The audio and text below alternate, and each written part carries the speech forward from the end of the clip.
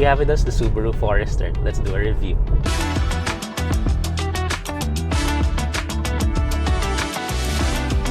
The Forester is one of Subaru's most popular models in the Philippines. Now in its 5th generation, known as the SK, that came out in 2019 with a facelift last year. What does it have to offer? Let's find out. The Subaru Forester gets only one variant, this 2-liter EyeSight, and it's priced at 2,168,000 Philippine pesos. Let's start with the exterior, which again Subaru updated last year. It gets a bold and unique front fascia that looks like no other model. It gets striking full LED headlights which follow the road when you turn the wheel. The front grille is also large and finished in black. It might look bad at first, but it grows on you and actually looks great. The side on the other hand is more conservative with very simple lines. I personally like the silver side mirror caps as well as the 18-inch two-tone alloy wheels wrapped in Bridgestone tires. Over at the back, we still get the same look with the crab claw-like LED combination taillights and the nicely integrated rear spoiler. Opening the power tailgate, you'll discover that this is one of the fastest ones, which is very convenient. And inside, you'll find expansive levels of space, making this a very practical crossover. In case you need more, you can fold the rear seats by pulling the switches on each side, giving you a long, flat loading area. And now we're inside the Subaru Forester, and as you can see, it still looks the same as the older Subaru models like the previous generation XV, which is known as the Crosstrek. Now, but I still personally really like this design. It's very simple, and the materials they use here are actually really good. So here in the dashboard, we have loads of soft touch materials. We have this white leather wrap portion or beige light gray portion over here. Then we have loads of soft touch plastics and this textured soft touch material as well, which does feel really nice. Same goes here in the door panel. We have soft touch plastics on top and a huge soft touch leather portion on the side, as well as for the armrest. All really high quality feeling, all very solid here inside the Subaru Forester. Then here we have our usual Subaru steering wheel as well. It's a 3-spoke design. It's tilt and telescopic, which is of course always appreciated. Lots of adjustment there. And we have loads of buttons here actually. Here in the left, we have our controls for our audio. Then on the lower portion, we have our controls for our small screen in the instrument cluster, which we'll get to in a bit. Then on the right, our controls for our EyeSight driver assist system. So we have adaptive cruise control and lane keep assist or lane centering. We also have here our drive mode, so our SI drive. So that's over here as well. Then for the horn, it's your typical Japanese car horn. It doesn't sound really big or really tough, but I really like how it sounds. Then for our instrument cluster, it's very traditional here. We have 2 analog gauges and a small screen in the middle. It still looks really nice, it still looks very modern. But I do wish that the screen was a bit larger. I don't mind the analog gauges because I really like them.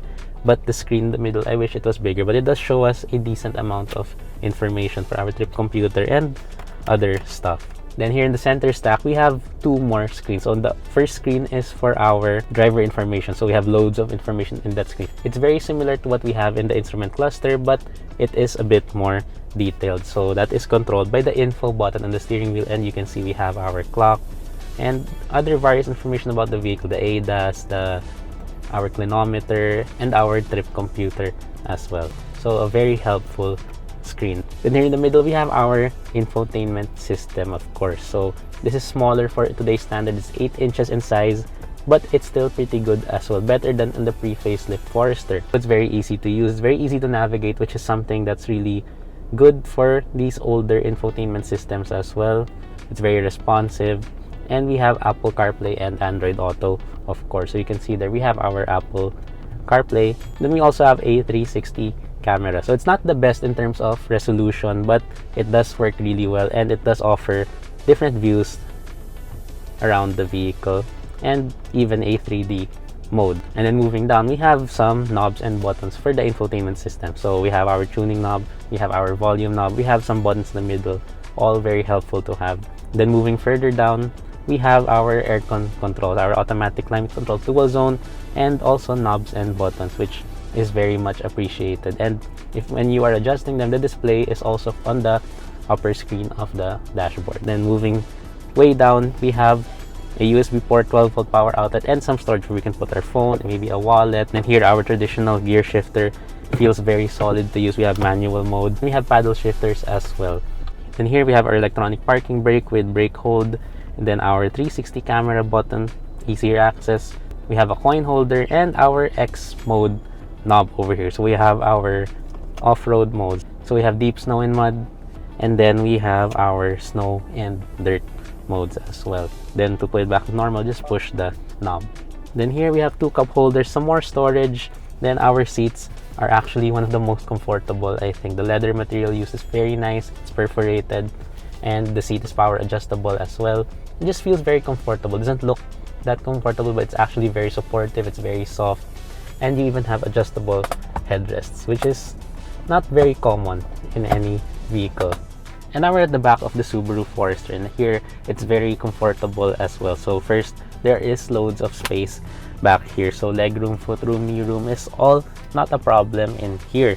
So loads of space, which is why we buy this kind of vehicle. Then the seats themselves look a bit flat, but they are extremely comfortable as well. Same material as in front, they didn't cheap out on that. It's still perforated, and it's very soft leather as well.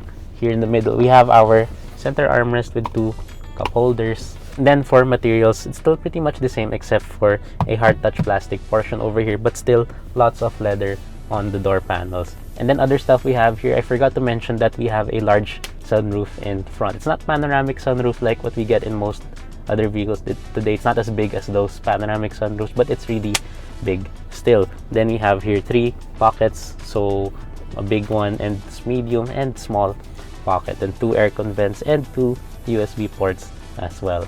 And now we're driving the Subaru Forester, and we've driven this car before but not extensively, so this is the first time we're actually driving it a lot.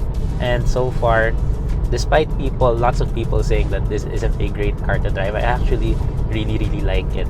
So first, let's talk about the engine, and that's a 2-liter flat 4 boxer engine, naturally aspirated, and that produces 156 horsepower and 196 Newton meters of torque paired to a linear-tronic CVT. And I'll admit, that's not the fastest engine. It's not very quick. It's actually quite slow at some point, but still, it's very comfortable to drive. It's a very responsive engine. The CVT is tuned really well. When Subaru said that it's called the linear-tronic, it really is very linear, because once you put your foot down, you get very linear acceleration, which just feels very satisfying. Admittedly, you will have to plan your overtakes much better compared to its competitors, because this also has the lowest output numbers among its competitors like the Honda CR-V and the Toyota RAV4. So this does have the lowest, but still that doesn't stop it from being a very nice car to drive. What did surprise me though is how this drives on the highway, because it actually feels very much at home at highway speeds of like 100 kilometers per hour, 80 above. It actually feels very much at home, so you don't really feel like the engine is exerting too much effort. It's just a very relaxed engine. As for steering, feel, and handling, it's still very much Subaru. So the steering is very direct. It's not devoid of feedback, so you can actually feel that the car goes where you want it to go. It follows your inputs, but it is tuned a little bit more for comfort now compared to other Subarus. But still, that is not a problem, because again, it still feels really good.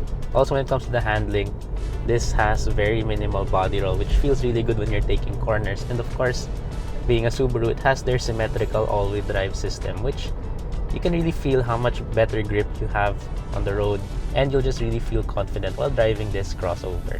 I do think NVH insulation is one thing that they could improve, because road noise does tend to get into the cabin really loud. Then the vibrations are pretty good, no problem with that. And ride quality is pretty decent as well. Generally smooth, so no issue on that as well. Although there are times that it might feel a bit too firm for my taste. But the best part about the Subaru Forester really is the visibility. So you can probably see that it's like we're inside a large glass box, because we have huge windows, huge windshield all around, and it just makes it so easy to see out of this vehicle. We also have very thin A-pillars, and the side mirrors are positioned really well, so they're a bit closer to you, which does give you a better angle of the view outside. Again, this is not the most fun car to drive, maybe in the segment that will go to the Honda CR-V, but still, it's very comfortable, which I really like, and it just really feels good overall. Now let's talk about fuel economy, and that's one thing that's pretty good about this, because inside the city, we're able to achieve as much as 10 kilometers per liter in decent conditions, so not too bad traffic, but not too light as well. On the highway though, I did expect it to do a bit more. Unfortunately, it didn't, so I was able to get up to 16 kilometers per liter, which is fine, but I do wish it can do better. And now let's talk about the driver assistance technology in this car, because Subaru is one of the pioneers in the segment for including standard driver assist system. So we have here EyeSight 4.0. So we actually have the complete suite in this vehicle. So we have stuff like our adaptive cruise control, which is one of the best actually. The low speed follow in this car is very, you can really trust it with the way it performs. Then we have the lane centering function as well, which is also really excellent. So it does a very good job of keeping the car in the center of the lane. And then you probably heard throughout this video the sound of the lane departure warning making noise. It's not that noisy, and it does warn you pretty well. So it's not too sensitive, but it also works pretty well. The Subaru Forester may no longer be as fun or exciting as it was, but it's now obviously for those looking for a safe and practical choice that's comfortable for everyday use. It's the mature choice, and I personally love that.